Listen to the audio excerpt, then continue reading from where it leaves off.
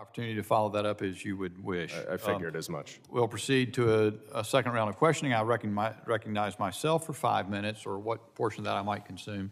Ms. Patownik, let me go back and give you, because I really didn't give you a full opportunity to answer, and let me just by way of reintroducing the topic, and it sort of builds off of what Mr. Crane said to some degree, but here's another tweet that you did on April 24. When reporters the story of Tucker Carlson, do not gloss over who he is.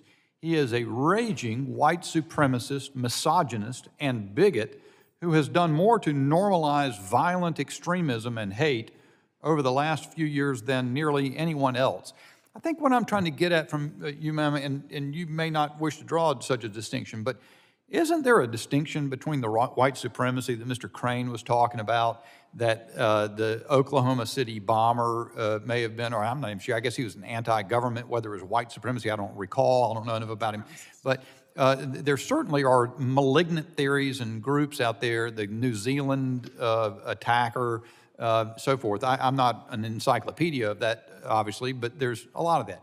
But you seem in your political advocacy to draw an equivalence between that and sort of right-wing views, conservative views. So abortion, somebody who's pro-life is a white supremacist to you, at least judged from that tweet.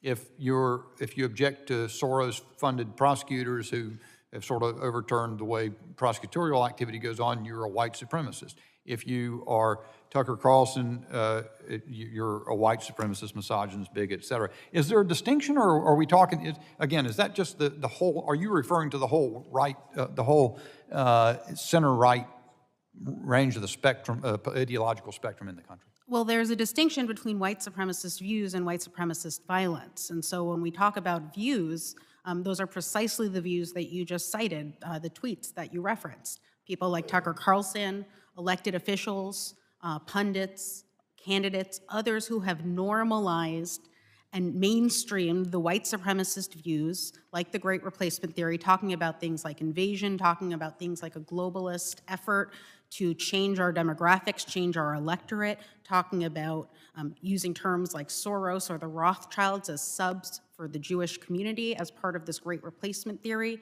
which is deeply anti-Semitic, racist, xenophobic.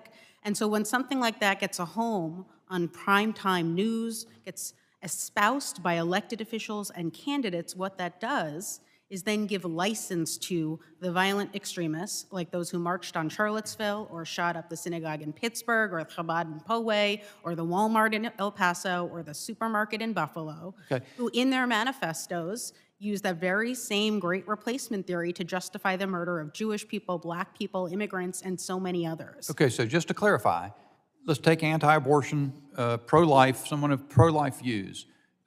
That's equivalent to white supremacy in your judgment? There are some in the anti-abortion movement who have trafficked in white supremacist views, who have talked about things like white birth rates and the replacement of the white population and the importance of, quote, banning abortion in order to protect the white population. So I am not saying that everyone who opposes abortion is a white supremacist, but there are absolutely many in the anti-abortion movement who utilize white supremacy to further their goals. I couldn't tell you a percentage, but historically there is a deep interconnection between the white supremacist movement and the anti-abortion movement. There's been a lot written about this as well. You can find exceptions. I'm sure Margaret Sanger was a eugenicist, wasn't she? She could have been. She was, I believe. Okay, so of course, there are exceptions to every rule, but let me ask you, that doesn't change the fact that there are those who use white supremacy as a means to further an anti-abortion agenda. Mr. Rosas, let me ask you to comment on the sort of the subject matter. I don't even know if I can frame a question. It seems to me troubling. I mean, I've been in politics a few years, and so it came to pass that every person who is a conservative is referred to as a racist repeatedly. Now the term sort of evolved to white supremacy. Seems to me that is destructive for the dialogue. Do you not think so? Well, yeah, because it seems someone sneezes the wrong way and they're accused of white supremacy. I mean, in the example, the most prominent example that I was personally witness to was the Kyle Rittenhouse shooting.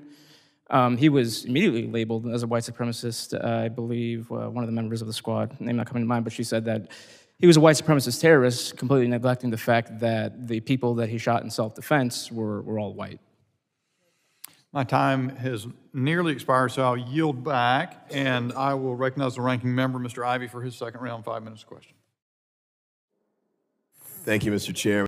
Hey, before you click on the next video, if y'all could do me a big favor and hit that like button. The algorithm loves it, and so do I, because it helps promote these videos and get the message out about what our government has been doing. Don't forget to hit that subscribe button and turn on your notifications, because every time I put out a video, you want to know about it, right? Thanks again, and have a good one. See you on the next one. Peace.